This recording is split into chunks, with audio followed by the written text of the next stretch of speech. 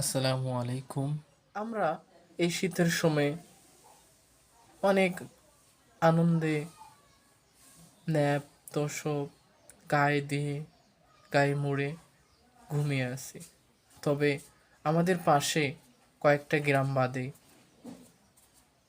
11টি বাড়ি কারেন্টের আগুনে পুড়ে ছারখার হয়ে গেছে। তাদের কান্না আমাদের সহ্য হয়নি। এজন্য আমরা গতকাল শুক্রবার জোহর নামাজের পর আমাদের গ্রামের অনেক ময়মুরব্বি মিলে কিছু টাকা পয়সা চাউল তুলেছি। আজকে ইনশাল্লাহ আমরা সেগুলো দিতে যাব।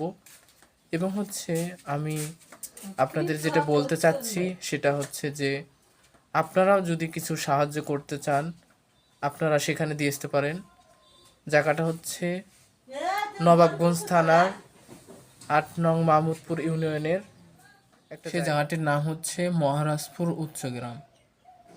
আমি আপনাদের কাছে অনুরোধ করব আপনারা যাই যেটা পারেন সেখানে দিয়ে আসবেন, তাদের কষ্টটা একটু দেখে আসবেন। না হলে অন্তত তাদের জন্য দোয়া করবেন যেন আল্লাহ তাদেরকে একটা ভালো ব্যবস্থা করে দেন।